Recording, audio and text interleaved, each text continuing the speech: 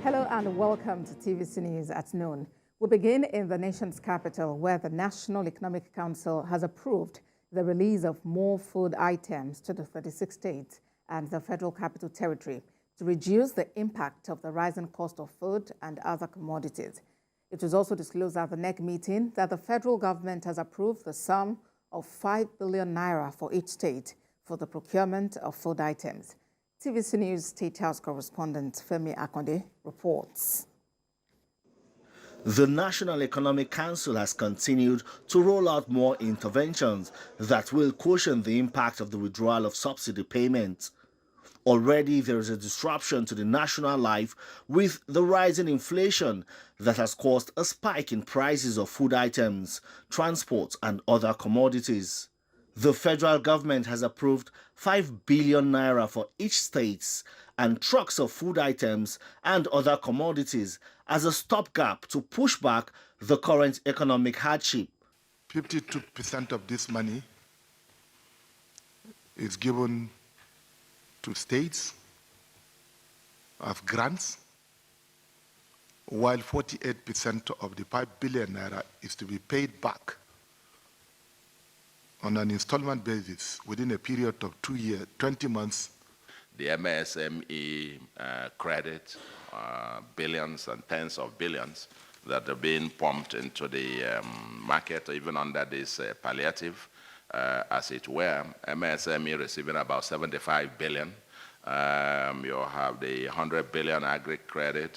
The National Economic Council disclosed that the federal government is yet to provide succor to households and communities impacted by the devastating floods of 2022. This is because some governors of the affected states are yet to submit a comprehensive report on the loss incurred. Right Honorable Aminu Waziri Tambuwal drew the attention of the Council to the devastating effect. As the implementation of resolutions reached by the country's highest economic body continues across the country, NEC is also getting presentations and inputs from various stakeholders on how to grow the economy and improve the quality of living. Objectives of microeconomic stability to be one, to have a high and stable economy, to have low inflation, to reduce unemployment. Border communities between Nigeria and Niger Republic will also get special attention as they grapple with the biting effects of the border closure and the influx of refugees due to sanctions imposed by ECOWAS on the landlocked West African country. Femi Akonde, TVC News, Abuja. Secretary to the Government of the Federation, George Akume, has invited all ministers designate to the swearing-in ceremony to be presided over by President Bola Tinubu on Monday, 21st of August 2023 in Abuja. Ministers designate are to note that their documentation will take place at the Conference Room, General Services Office, second floor, Office of the Secretary to the Government of the Federation, from 10 a.m. to 4 p.m. on Saturday 19th and Sunday 20th August 2023.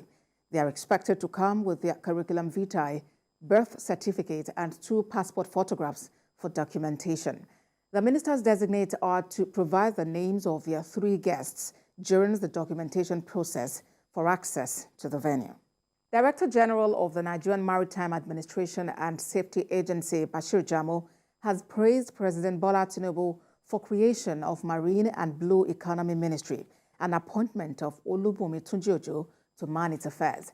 Mr. Jamo believes with the creation of the ministry, it will give a huge boost to plans and programs, while expressing optimism that the maritime industry is large enough to adequately engage the teeming youth in the country. He urged the youth to take advantage of the opportunities in the Nigerian maritime industry. The Chairman, House of Representatives Committee on Petroleum Resources Downstream, Ikenga Ugochinyere, has commended President Bola Tinubu for creating the Ministry of Marine and Blue Economy and choosing House of Reps member Olubunmi Tunji-Ojo as the minister. Mr. Ugochinyere, in a statement, said the president made the right choice as the ministry will unlock new economic potential.